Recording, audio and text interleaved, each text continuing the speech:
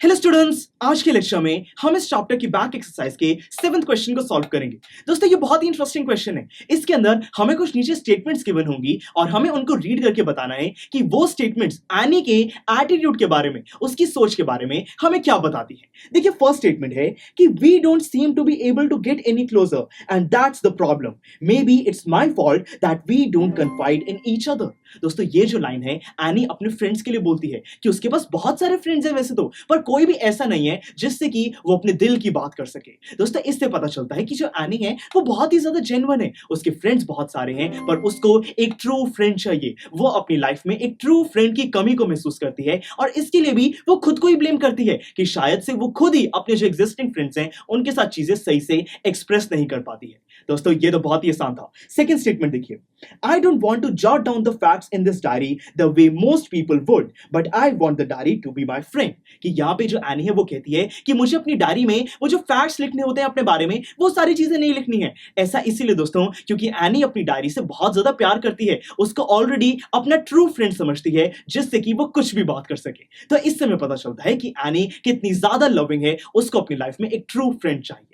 अब दोस्तों third statement देखिए, Margot went to Holland in December and I followed in February when I was plunked down on the table as a birthday present for Margot। अब दोस्तों यहाँ पे देखिए बताया गया है कि कैसे जो यहाँ पे एनी है वो अपनी बड़ी बहन मार्गरेट के लिए एक बर्थडे प्रेजेंट के रूप में दोस्तों आ गई थी और उसको कैसे एक टेबल पे एकदम से रख दिया गया था कि ये आपका बर्थडे प्रेजेंट है। तो दोस्तों इससे पता चलता है कि एनी की राइटिंग में कितना ज्यादा ह्यूमर है, वो कैसे एक इंसिडेंट को फनी बनाने की कोशिश कर रही है। अब फोर्थ स्टेटमेंट देखिए, if you ask me there were so many dummies that about a quarter of the class should be kept back, but teachers are the most unpredictable creatures on earth. देखिए दोस्तों यहाँ पे any का मानना है कि उसकी क्लास में अराउंड दोस्तों 1/4 जो भी बच्चे हैं, मतलब काफी सारे बच्चे बहुत ही ज्यादा डमी हैं, वीक हैं, वो सही से पढ़ाई नहीं करते हैं और उनको आगे अगली क्लास में प्रमोट नहीं करना चाहिए। और जो टीचर्स हैं वो बहुत ही अनप्रिडिक्टेबल है। इससे पता चलता है कि एनी बहुत ही ज्यादा खुद को स्मार्ट समझती है, वो खुद को इंटेलिजेंट समझती है और उसके पास हर चीज का ओपिनियन है कि क्लास में बहुत सारे बच्चे हैं जो कि वीक हैं, टीचर्स बहुत ही अनप्रिडिक्टेबल है, एनी के पास हर चीज का एक ओपिनियन होता है।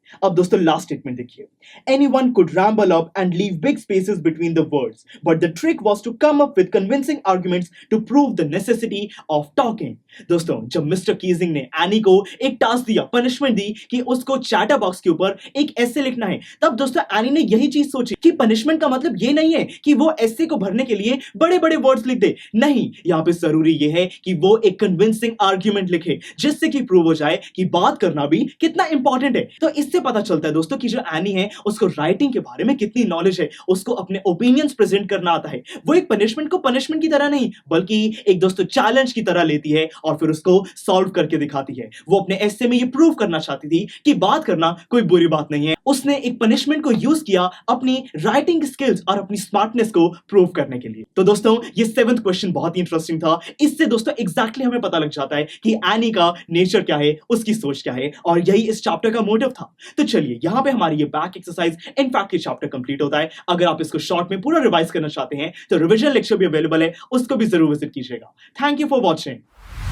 आपको ये वीडियो बहुत पसंद आया होगा, तो इसी तरह से इंटरेस्टिंग तरीके से अगर आप सारे कॉन्सेप्ट्स, थ्योरीज, डिफरेंट चैप्टर समझना चाहते हैं तो डाउनलोड करिए PUSTAC ऐप, क्योंकि इस ऐप पर आपको बहुत कुछ मिलेगा। सैम्पल पेपर्स हो, टिप वीडियोस हो, different lectures, back exercise solutions, बहुत कुछ। So what are you waiting for?